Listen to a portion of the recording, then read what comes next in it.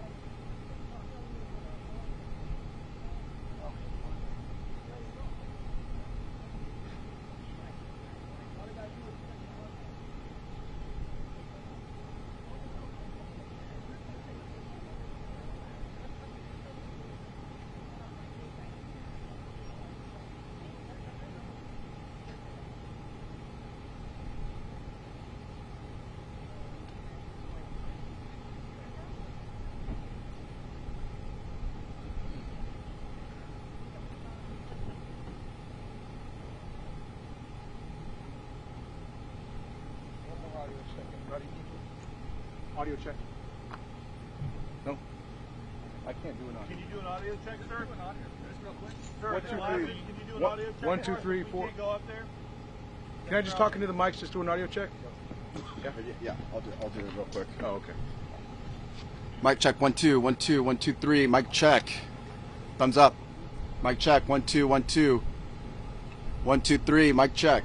Everyone good? Thank you.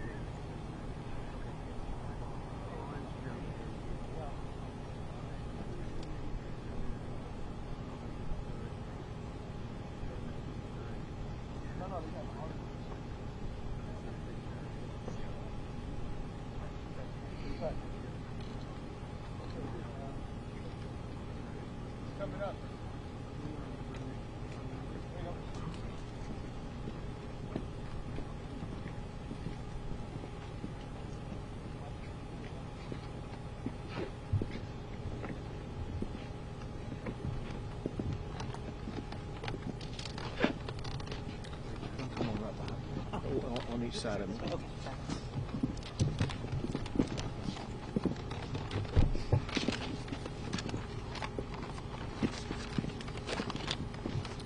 I want to thank everybody for being out here today. I am joined today by General Seltzer, by the Director of the Texas Department of Public Safety, Freeman Martin, by the Texas Border Czar, Mike Banks, by Rose Luna. She is the CEO of the Texas Association Against Sexual Assault, and also by Martine and Kimberly Wall. This is Kim Wall right here. The Walls are the owners of the property on which we gather today. We gather in areas where they have burned down trees like the ashes that we see here. The ashes we see here are from trees they burned down. Trees where migrant women were being sexually assaulted by coyotes, gangs, and human traffickers. They are known as rape trees. We're here to expose the truth to immigrants who are thinking about coming here, the truth about the traffickers who assault so many of the women and children along the way. We are launching a new campaign to deter illegal immigration into Texas. Yesterday, we began putting up billboards, dozens of billboards, in Central America and in Mexico. They inform potential illegal immigrants about the reality of what will happen to them if they try to enter Texas illegally. These billboards, some of which you can see behind me, they tell the horror stories of human trafficking. One says many girls who try to migrate to Texas are kidnapped. Another sign says your wife and daughter will pay for their trip with their bodies. One asks families thinking about sending their kids here, how much did you pay to have your daughter raped? This is tough medicine. But we want no more rape trees in Texas. Do not make the dangerous trek to Texas. For migrants who are now already close to crossing the border illegally, we have billboards providing warning messages in Mexico. They are arrayed across Mexico, but especially along the northern border of Mexico, all the way from Matamoros to Juarez and many places in between. One says, stop. If you cross the border illegally into Texas, you will be jailed. Another warns, don't come to Texas illegally, you will be arrested. And know this, the Trump administration will prioritize for deportation illegal immigrants who have been arrested. To ensure that as many people as possible are aware of these warnings, these billboards are in several languages, including Spanish, Russian, Chinese, and Arabic. To keep illegal immigrants from entering into Texas, we have built walls and razor wire barriers and deployed buoys and container boxes. We have arrested thousands who got by those barriers. We will continue to aggressively arrest immigrants entering Texas illegally. We will work with the Trump administration to deport them. The message is, do not risk a dangerous trip just to be arrested and deported. Next, we will have Rosa Luna, the CEO of the Texas Association Against Sexual Assault, speak to you. Thank you. Hello, everybody. My name is Rose Luna. I'm the CEO of the Texas Association Against Sexual Assault. We are the statewide sexual assault coalition committed to ending sexual violence in our great state of Texas. First and foremost, our North Star is all survivors of sexual assault, regardless of circumstance.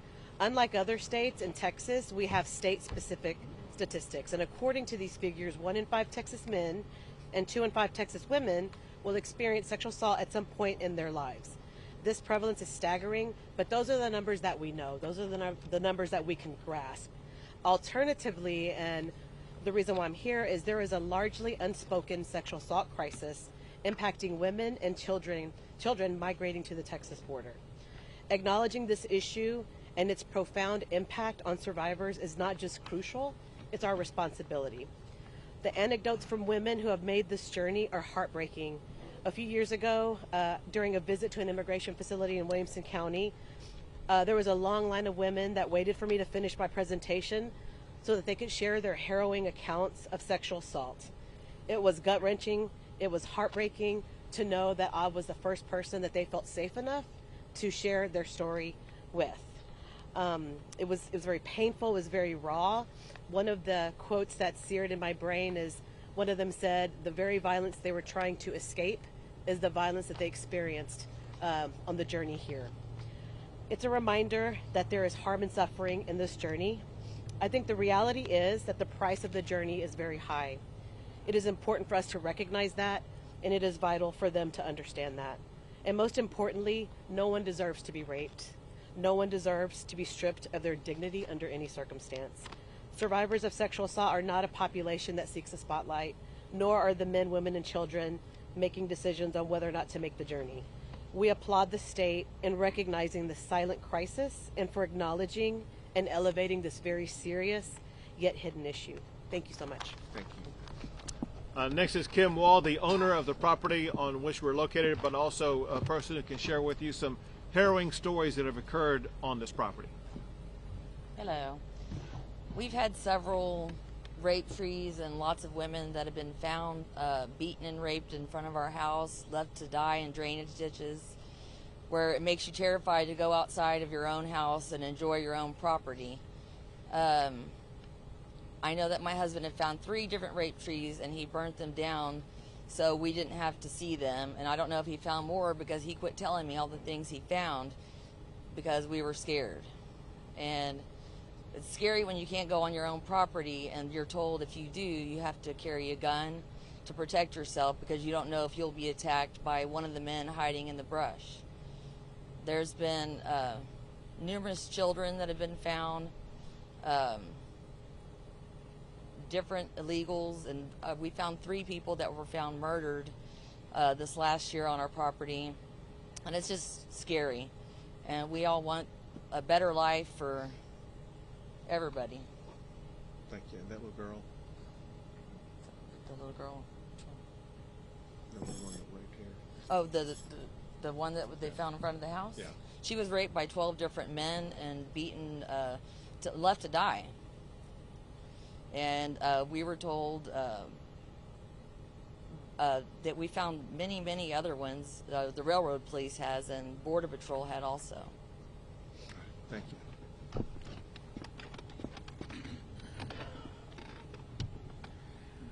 I want to thank Kim and Martine for opening up the property, but more importantly for being able to share their story about the reality of what's happening on a daily basis, especially under the Biden administration with the open border policies that have led to so many sexual assaults, murders like what she talked about on this very property.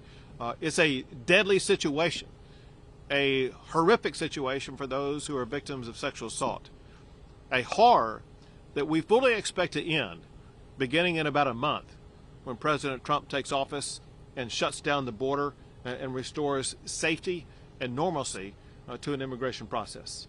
I'll take a few questions. Governor, I've got a question for you on this, if you don't mind, sir. A lot of these efforts and renewed efforts seem to be physical, boots on the ground efforts. At what point do you think, in your role as governor, you can help affect actual policy out of Washington that comes in the way of law from the highest order? So what Americans expect and what I want to ensure we deliver is making sure that we do accomplish one task first, and that is to stop illegal immigration into the United States, and my job is to stop it into the state of Texas. After we accomplish that goal, then we can move on to other goals, and it will be up to the Trump administration and those serving in Washington, D.C. to figure out a pathway forward. But I don't think any American has any appetite to make reforms in the system until we do 2 things. One is to stop the illegal immigration and show we're going to be able to continue stopping it so that the only immigration that occurs is legal immigration. Governor, you said last month that preparations were underway. You were with Tom Homan to have the necessary changes go into effect on day 1. Can you give specific examples of what changes are going to be made and what you're doing and preparing for that?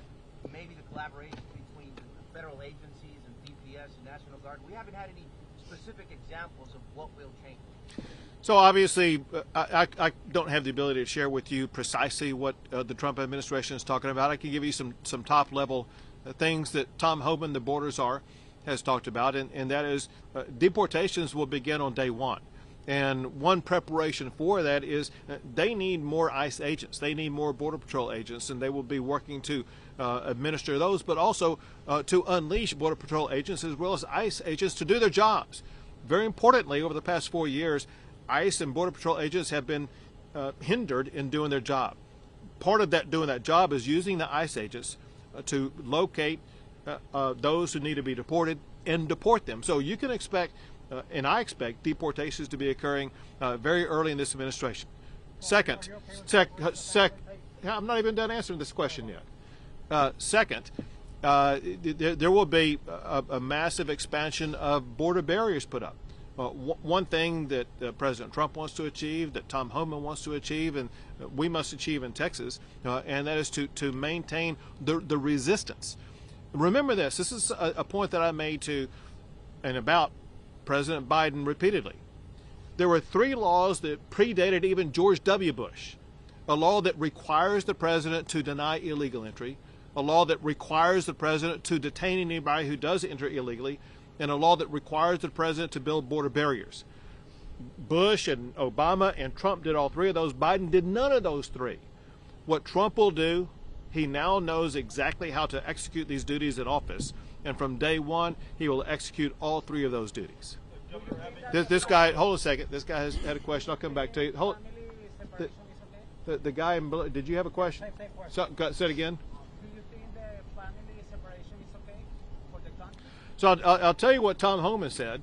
Tom Homan said, listen, there's no need for family separations because if there's a person in the family who is in the United States illegally, the Trump administration will deport them.